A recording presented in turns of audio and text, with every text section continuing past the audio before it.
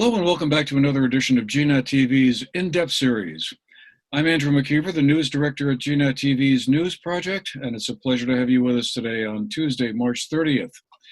Our topic of today is real estate, and what are some of the trends that our guests are seeing going on as we enter into the second year of the pandemic, and hopefully much closer to the end of all of that than we are to the beginning. About a year ago, as many of you will remember, the real estate market seemed to take off like a rocket, and homes were being snapped up all over the place, and seemingly being bought almost as soon as they came on the market. Here to kind of bring us up to speed on what's going on now are three real estate agents who represent the entire county and then some. We're really pleased to welcome to our program today Steve Stettler, who's a sales associate with Four Seasons Sotheby's International Realty; Julie Citron, who is a broker owner with RE/MAX Four Seasons; and Jenifer Hoffman, who is the principal broker and owner of Hoffman Real Estate. I guess the obvious starting point for us all is kind of what is the state of the market these days? When last we heard, it sounded like, as I said a moment ago, properties were flying off the market almost as fast as they went on. Is that still the case? And Steve, let me start with you. Are you seeing the phones ringing as often as they were before? Yes, I think we all are. So much so, obviously, that the inventory is low, but the interest remains very, very high. So a hot listing, as my two friends will attest, will very likely go within the first week of the listing with multiple offers and at a very good price. So we've had to really up our game and find ways to make that happen so that the most buyers can see the property before it goes, and we can show it in its best light, because once it's out there, boy, will they jump. And Julie, is that what you're seeing in the area that you're doing listings in? Yeah, absolutely. I mean, I think we've seen a different kind of, overall, I think the activity has dropped just largely because what Steve said, there's not a lot of inventory out there. So, while I still have a huge handful of buyers and whatever, I think with the inventory being tight, we've certainly seen a different kind of busy, I would say, than when this whole pandemic started, for sure. So, it's more, as Steve said, property goes on, you've got all your buyers trying to get them in the door. You're, writing multiple offers, in situations like that. And, if they don't get it, okay, we start over again and we sit back and we wait. And so I'm hoping with spring that we will start to see, I'm personally going on more listing appointments even in the last week. So I'm hoping that we're starting to see a trend where people are, now that the snow is melted and the mud, we'll start to see that change a little bit. So, yeah. And Jenifer, how are things looking to you? I guess, is most of your activity farther south, like in the Bennington area itself, or are you covering the entire county? Or so I do cover the entire county. My focus is really from Pownell through Sunderland. I do certainly show in Manchester. I've had buyers who are like looking in 3 states, like they've lost out on 30 houses. It's just, as Julie described, it's wild. You feel like you have to take a little break, when someone loses out on something, you have to lick your wounds, and then another one pops up, whether it's a few hours later or 3 weeks later, and it's okay, let's get back in the driver's seat again, and here we go. And you try to put your best foot forward and not fall too far in love with the house, because they might not get it, but you really do try to jump as quickly as you can. So yes, down here in the southern end of the county, Bennington, Shaftesbury especially has been very popular.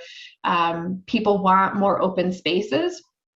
And I find that, Pownell, Shasbury, Arlington, they do tend to have some larger lot sizes for very reasonable prices. And so people are really excited to be able to stretch out and, enjoy their yard and not have houses right on top of each other. People are still leery of being too close to each other. And when people are moving out of the city, they want that elbow room. And so you get a lot more for your money down here than you do up in Manchester, I think, or the mountains. And so it's been a hotbed of activity. We have no inventory as well. That's fascinating. Are there any particular trends you're all seeing? Jenifer, you just mentioned that people want larger areas or larger lots, but are there certain types of homes that are particularly popular?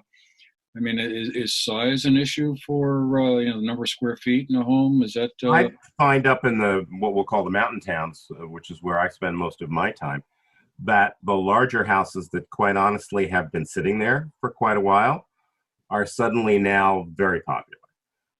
People want the room, as Jenifer says, not just outside, but in fact inside. I think we've all been forced to live so much more of our life in our house and indoors, not to mention working and schooling from that place, and possibly having an extended family there more than we anticipated, that people want their own space.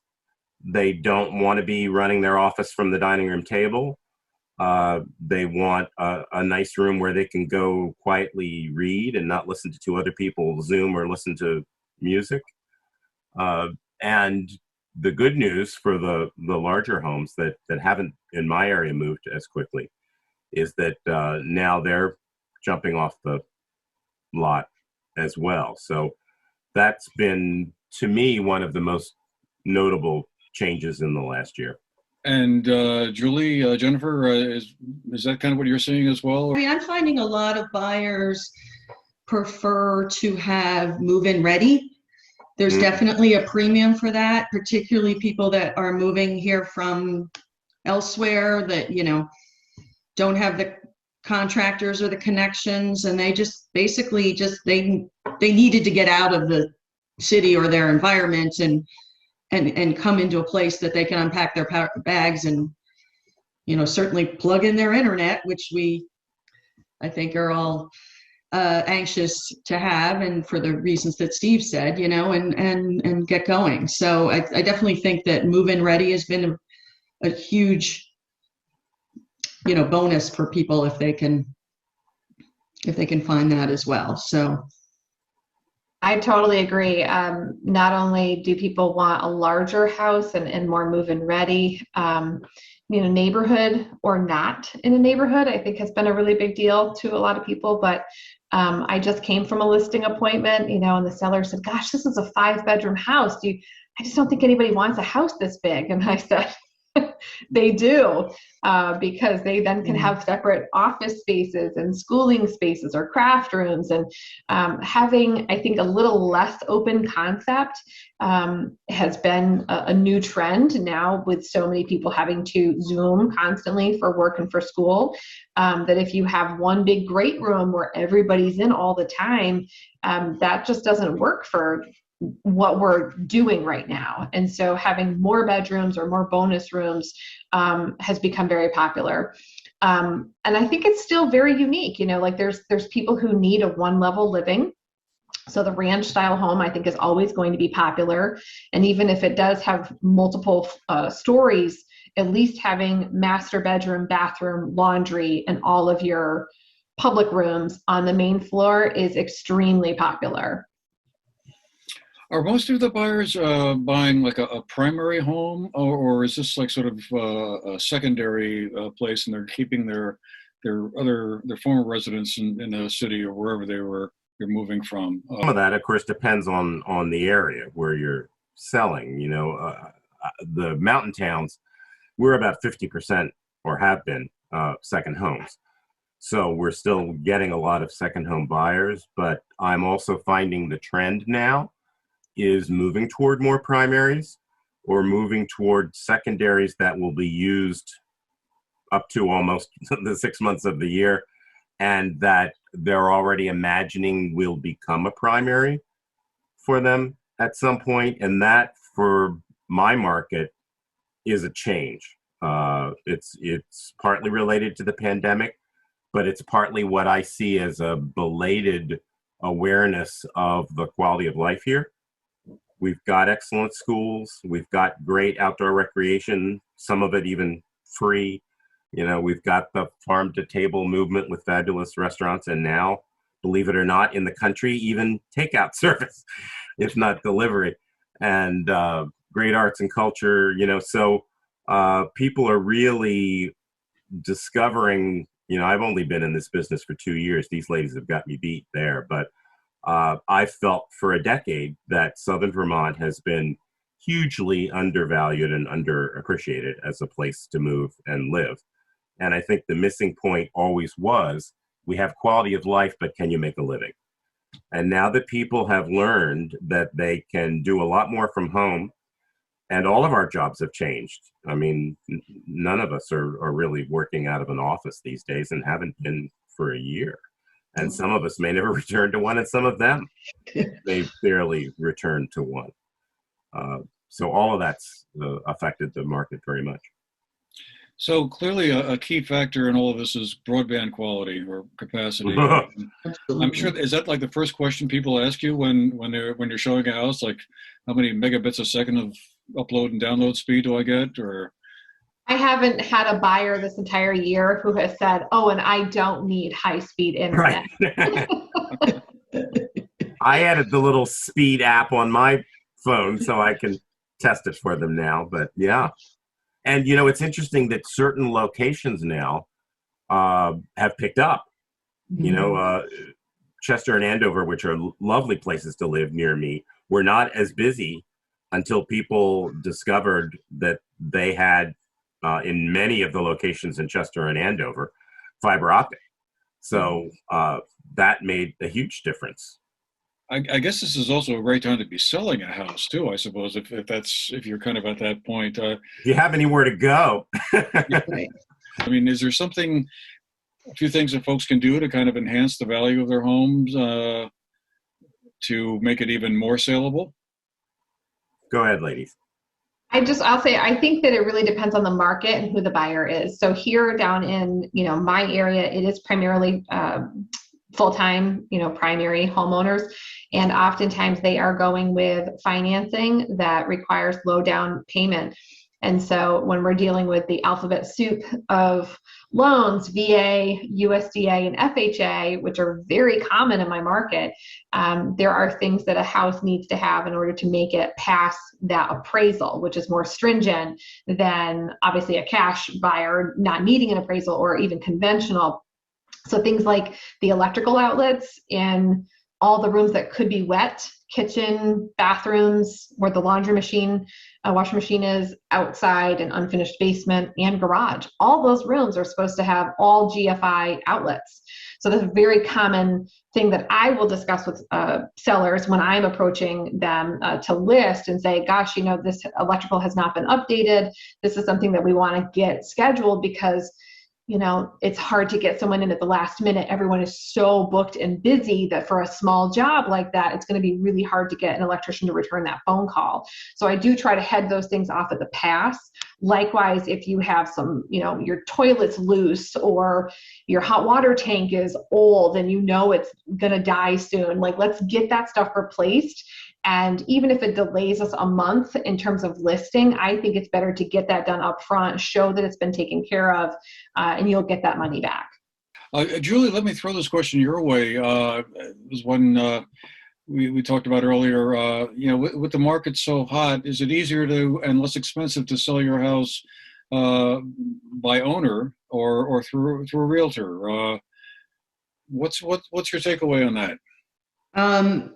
Yeah, that is a good question. I mean, I think when this market kind of went crazy, I think we saw a lot of people just stick those signs in the ground and, say, I'm just going to see what happens. But, with the environment that we're living in with the pandemic and COVID, I think the resources that us as realtors can add and the value that we can add. There's all sorts of studies out there that have proven that if you list your house with a realtor, you'll end up getting more money in the end. I mean, one of the values that we offer is our services of negotiation. One of the biggest steps, everybody's like, great, I got a buyer, I'm ready to go, everything's done. But sometimes that's the easy step, you know. There is a lot of negotiations that happen behind the scenes after that. And that's where, you know, our expertise can come into play. We help with inspectors, we help, like Jen was saying, with the process of you know, foreshadowing what may come about ahead of time, and just helping them from start to finish and making it a smooth transaction. You know, you have to hire an attorney. We have those connections as well. And also we have connections with, you know, our lenders. We have a lot of fellow business practice that we work with. So, you know, we can help somebody get a mortgage quicker and that kind of situation. So it really helps to have sort of the expertise. Plus our own firms, we have a lot of marketing at our fingertips as well. So we know how to reach buyers effectively. And we also have a lot of the tools such as photography and video these days that can help make that happen versus your own picture that you're taking, you know, with your camera and trying to put it up there. So, and we have the network of each other, you know. Yep. These two ladies are past presidents, and I'm a current president of our South Central Vermont Board of Realtors, one of 9 local boards throughout the state. And anytime any of us gets a new listing, we immediately put it out to everybody in the business. And we spend a lot of time networking. You know, we're a face-to-face business, not just with our buyers and our sellers, but with our coworkers in the business. So the word will really get out there, and we learn that we can trust one another, and that makes the business happen. I'm actually writing and presenting an offer tonight on a for sale by owner for a buyer client of mine. And man, it's hard. Like, I've literally had to do the work of both sides to even bring about this offer, because we've had to do a complete comparative market analysis to show the seller what we feel is fair market value, because no realtor has been there yet to give them this information. Frankly, their price is not realistic. And so even though my buyers who are desperate would pay that, it won't appraise. And so we're going to get 6 weeks down the road and the whole thing's going to fall apart, and that's going to make everybody mad and sad, and we don't want that. So, you know, going into this appointment tonight, you know, clearly I have the buyer's best interests at heart, but I still really, in a way, actually also have to have the seller's best interests in mind as well, to say, I still have to give you fair, honest information. I can't be misrepresenting sales. This is data, you know, these are facts, and that's information that a for sale by owner does not have access to. I was just wondering, are you now able to show properties in person? I mean, there was a while last year when I guess everything was being done by video, but you're now able to kind of do it the old-fashioned way, so to speak. I was always showing properties in person if people could sign the COVID form, which is developed by the state Vermont Association of Realtors, and we've all used it. And you share it with them before they come. It keeps shifting as the pandemic has, and most recently now there's a question, thankfully, you know, have you been vaccinated in 2 weeks beyond your final vaccination? In which case, obviously, they're usually welcome to come in. But I think what took all of us by surprise, if anybody had told us 2 years ago that we would be selling sight unseen properties that at best had a FaceTime tour, and then the people would be coming up to take a look and decide if they wanted it and let you know. But that was the loophole for quite a while, as if they did not pass the quarantine rules. The attitude of the state was, we don't want tire kickers, but we don't want business to stop, and we know people want to move here. So if they're really serious, they should go under contract, and then we'll let them come up for a day and take a look, and we'll give them a day or so to respond and get out of the contract. If They don't want it. And that, strange as it is what saved a lot of my sales there for a while. So there have been legal and responsible ways to work around that difficulty when possible. And all of us have spent, I think, so much more time if we were showing something virtually, both making sure that we had a video tour, if not on our website, at least an amateur one that we could send somebody from our YouTube page or send in our email. And honestly, that as we walk around the property, we make sure they see that there's a little puddle of water in that corner of the basement, and really pointing things out that normally someone would see for themselves if they were in the room. But we have to be a kind of a double set of eyes. So it's been interesting, but I personally found a way to do that and largely have people. I thankfully never sold anything that was completely sight unseen. That would make me very nervous. But is the so-called middle market also moving? Like, I mean, properties that might be priced from, let's say, $200,000 to $600,000. Is that also a vibrant part of the business, or that's the hottest part?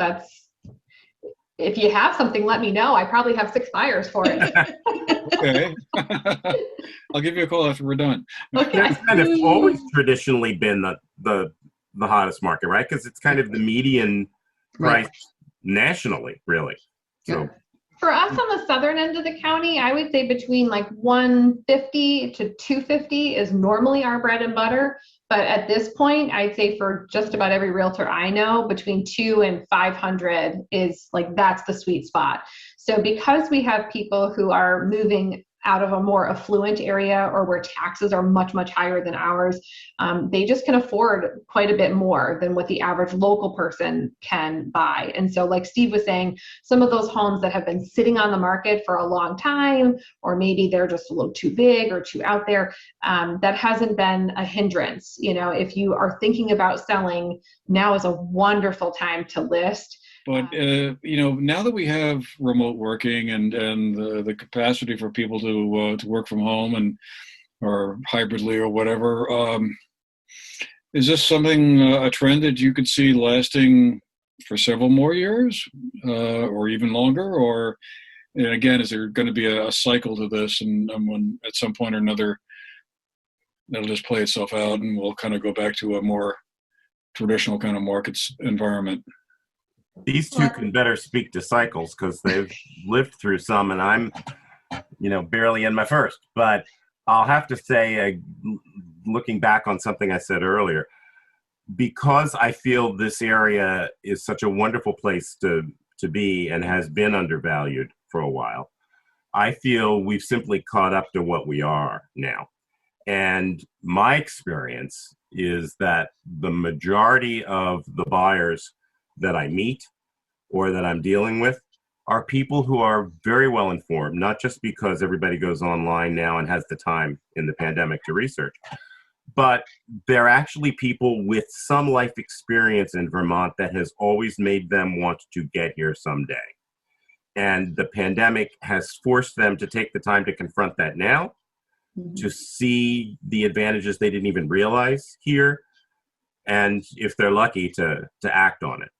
And that's why, I've certainly had a number of buyers who've taken a back seat for a while until there's more out there to look at. But the interest is not waning. And I think the interest is genuine and good. And I may be a Pollyanna, but I think it's going to be good for the area. These are not people looking to come here and transform the area. These are people that are looking to come and participate positively in a very special place. And I feel that's going to be with us. I hope it is. And I don't mean this just as a realtor now, but I mean it as a person who's devoted to this area. I hope it is for a while. As crazy as it was last summer, I hope not. But what do you two think? Well, I mean, I think you're right. I mean, I hope it's going to continue. And I think you might see it sort of mellow out a little bit. I mean, if you look at like just quick off, Manchester, for example, just the Manchester market, has almost gone up 92%. I mean, the number of sales over last year has gone up that much. And we've seen about a 19% increase in the average sale price. So, I mean, that's pretty strong. Will that continue? You know, I think it's hard to keep that level unless we start to see the inventory sort of, come back up a little bit. The sales just can't keep those numbers up if you don't have anything to sell. But I think hopefully it will continue. I think everybody's going to keep an eye on interest rates. There's rumors that they may start to go back up, and that might have a little bit of play in it. But I mean, I think it will sustain here for at least hopefully another few years. So I don't know if Jen has any further thoughts on that. I agree. I think that the market is in a really strong place. And I think that anytime you have low inventory and even a modest demand, it's going to keep the prices where they are or rising. And yes, I am really hopeful for more inventory coming on now that the snow has melted, at least down here. Do you guys still have snow?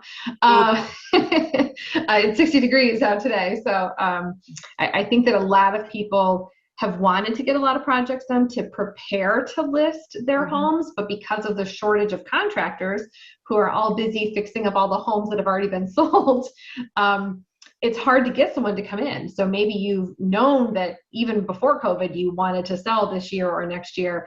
And now it's a matter of getting the help to get through your punch list, to put your best foot forward. So I think our market's going to stay strong. I think that the prices will eventually level back out.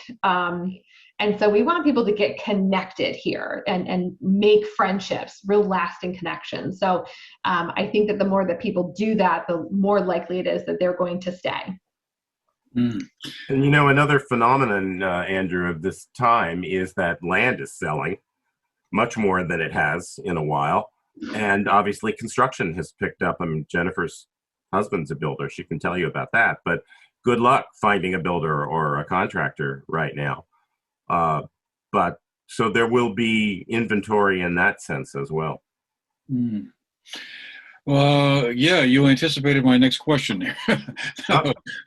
You're a mind reader as well as a real estate agent.